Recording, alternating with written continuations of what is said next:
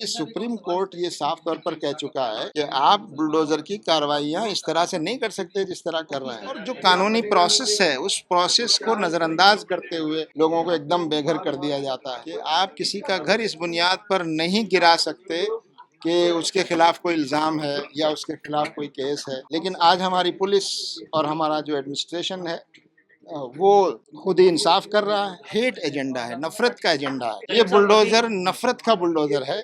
आप बकरे की जगह आप केक काट लीजिए। पिछले 10-11 वर्षों से ऐसा क्या हो गया कि कुछ लोगों को एतराज होने लगा, और ये सैकड़ों हजारों वर्षों से होता है। ऐसे नफरत फैलाने वाले लोग जो मुसलमानों के खिलाफ ईद को लेकर, कुर्बानी को लेकर नफरत फैला रहे हैं, इन्हीं लोगों के खिलाफ कार्रवाइयां होना जरूरी है। मुसलमानों के खिलाफ जिस तरह से वायलेंस हो रही है, मॉब लिंचिंग हो रही है, अलीगढ़ में जिस तरह से मॉब लिंचिंग की घटनाएं हुई, तो ये कैसा इंसाफ? ये इंसाफ का मजाक है। मुसलमानों की हर चीज में एतराज करना, मस्जिद में नमाज में एतराज, अजान में एतराज, और उनकी शरीयत में जो चीजें हैं उस पर एतराज। अब आप ईद में भी एतराज कर रहे हैं कि कुर्बानी न कीजिए, फला न कीजिए। आखिर इनको ये हक किसने दे दिया? हमारा संविधान से देश चलेगा, किसी की इच्छाओं से देश नहीं चलेगा।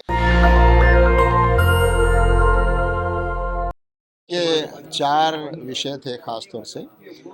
एक तो ये था कि जो मुसलमानों के खिलाफ जिस तरह से वायलेंस हो रही है देश के अलग अलग हिस्सों में, मॉब लिंचिंग हो रही है, उसको लेकर चिंता जताई गई है। खास तौर से यूपी के अलीगढ़ में जिस तरह से मॉब लिंचिंग की घटनाएं हुई, बेंगलोर में हुई, कर्नाटक में हुई, और जगहों पर भी तो ये घटनाएं बराबर हो रही हैं। और तो हम समझते हैं कि ये देश के लिए एक लॉ एंड ऑर्डर का एक बड़ा मसला है, और ये नफ़रत का जो एजेंडा है मुसलमानों के खिलाफ, उसका नतीजा है। और हम ये चाहते हैं कि जो कानून है उस कानून के मुताबिक ऐसे लोगों के खिलाफ कार्रवाइयाँ होनी चाहिए, सख्त सज़ाएं ऐसे लोगों को मिलनी चाहिए। और पुलिस अगर कहीं पर निष्क्रिय है, पुलिस अगर कहीं गैर जिम्मेदारी का सबूत दे रही है, रोक नहीं रही है, जैसे अलीगढ़ में हुआ, पुलिस की मौजूदगी में ये सब हुआ, तो ये बहुत ख़तरनाक है। पुलिस के अफसरों के खिलाफ भी कार्रवाई होनी चाहिए जिनकी मौजूदगी में ऐसी घटनाएं होती हैं। दूसरा, एक अजीब बात ये देखी गई कि जब आप जो क्रिमिनल्स हैं जिन्होंने मॉब लिंचिंग किया है वो, और जिनके साथ ये घटना हुई है, विक्टिम जो हैं, दोनों को तकरीबन बराबर कर देती है पुलिस। दोनों के खिलाफ मुकदमे दर्ज होते हैं, दोनों के खिलाफ कार्रवाइयाँ होती है। तो ये कैसा इंसाफ है? ये इंसाफ का मजाक है कि जिसके साथ नाइंसाफ़ी हुई है आप उसको भी मुलजिम बना रहे हैं। तो ये देश के लिए बहुत ख़तरनाक बात है। दूसरी बात हमने बुलडोज़र के बारे में कही कि जिस तरह बुलडोज़र के ज़रिए से एक तबाही मचाई जा रही है, और आप देख रहे हैं कि देश की कई रियासतों में जहाँ जी बुलडोज़र की कार्रवाइयाँ हो रही है। यूपी में ख़ास तौर से मदरसों को, मसाजिद को, मुस्लिम आबादियों को ख़ास तौर से निशाना बनाकर, जहाँ मुस्लिम आबादी ज़्यादा है उनको टारगेट करके, अभी अहमदाबाद में जाकर आया हूँ, वहाँ शाह आलम के इलाके में, वहाँ एक पूरे इलाके को जो है बुलडोज कर दिया गया। और जो कानूनी प्रोसेस है उस प्रोसेस को नज़रअंदाज करते हुए लोगों को एकदम बेघर कर दिया जाता है। और सुप्रीम कोर्ट जबकि ये बात कह चुका है कि आप किसी का घर इस बुनियाद पर नहीं गिरा सकते कि उसके खिलाफ कोई इल्ज़ाम है या उसके खिलाफ कोई केस है। किसी भी मसले पर अगर किसी के खिलाफ कोई इल्ज़ाम है, कोई एक्यूज़ है, तो उसका क्राइम भी अगर साबित होता है तो भी आप उसका घर नहीं गिरा सकते। और क्राइम की सज़ा जो है, सज़ा देना जो है वो तो अदालत का काम है।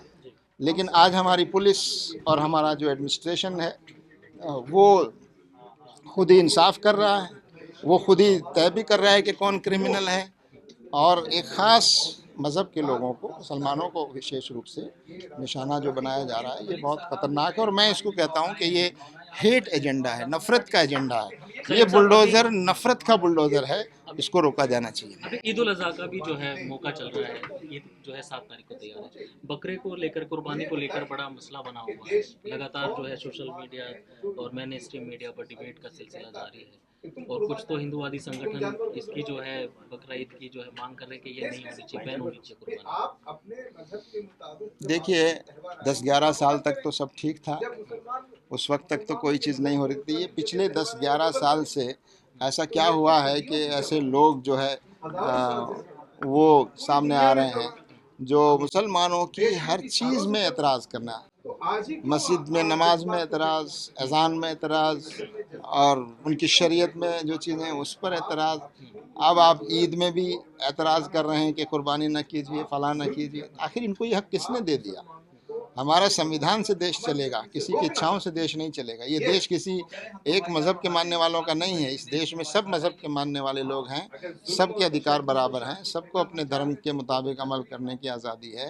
तो ये किसी को ये अधिकार नहीं पहुंचता कि वो किसी की जो धार्मिक इबादतें हैं और जो धार्मिक जो रीति रिवाज हैं उनको रोकने का अधिकार किसी को भी नहीं है। ये तो संविधान उसकी हमको इजाज़त देता है। तो ऐसे लोगों के खिलाफ कार्रवाइयाँ होनी चाहिए। ऐसे लोग जो नफ़रत का एजेंडा फैला रहे हैं, ये दरअसल नफ़रत के एजेंडा का एक पार्ट है जो इस मौके पर किया जा रहा है।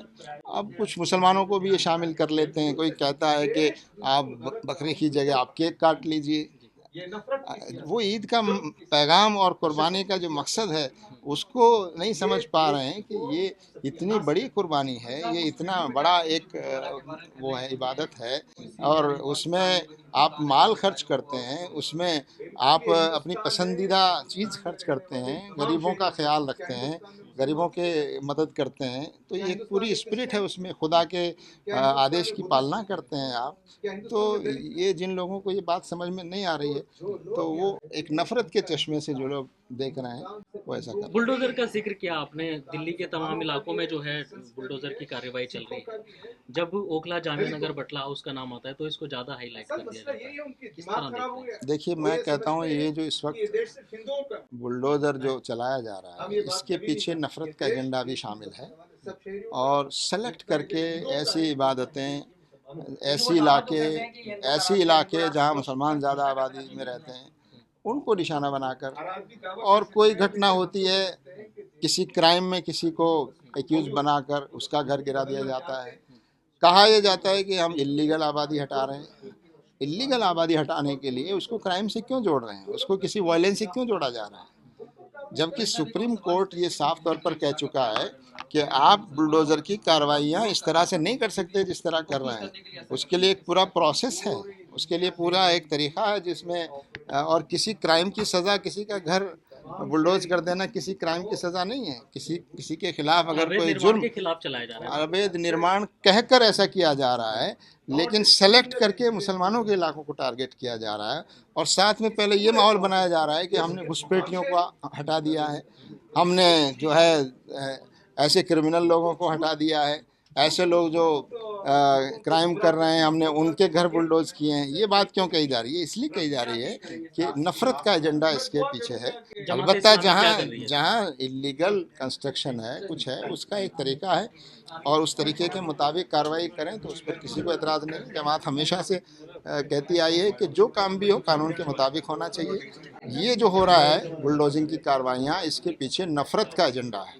इसके पीछे मुसलमानों से नफ़रत, मुसलमानों में दहशत, मुसलमानों में खौफ पैदा करना, ये इसके पीछे है। तो इसको रोका जाना चाहिए। कुर्बानी के हवाले से मैसेज, और जैसे कि जो कुर्बानी के बाद जो है उसका मटेरियल होता है उसको बाहर इधर उधर डाल दिया जाता है। देखिए, कुर्बानी हमारे इस्लाम धर्म में 2 ईद है और ये जो ईद है ईद उल अज़हा, इस मौके पर लोग अपने जानवरों की कुर्बानियाँ पेश करते हैं और ये सैकड़ों हज़ारों बरसों से होता आया है। पिछले 10-11 वर्षों से ऐसा क्या हो गया कि कुछ लोगों को एतराज़ होने लगा?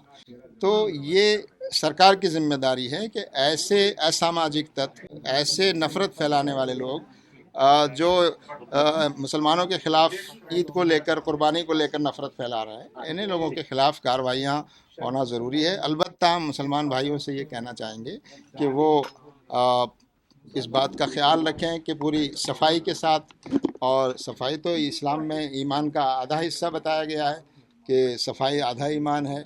ये भी कहा गया है कि आप किसी की भावनाओं को ठेस न पहुंचाएं, किसी को तकलीफ़ न पहुंचाएं, इबादत में दिखावा ना करें, शोर शराबा ना करें। तो इन चीज़ों का ख्याल रखते हुए आप इस्लामी तरीके से और पूरे अदब के साथ और अपने गैर मुस्लिम भाइयों की, जो पड़ोसी हैं आपके, उनकी भावनाओं का ख्याल रखते हुए अपने तरीके से आप इबादत को अंजाम दें। नेशनल दस्तक की आपसे गुजारिश है कि अगर इसको बचाना चाहते हैं तो नेशनल दस्तक को सब्सक्राइब करने के लिए रेड कलर के सब्सक्राइब बटन को दबाएं, फिर बेल आइकन की घंटी दबाएं।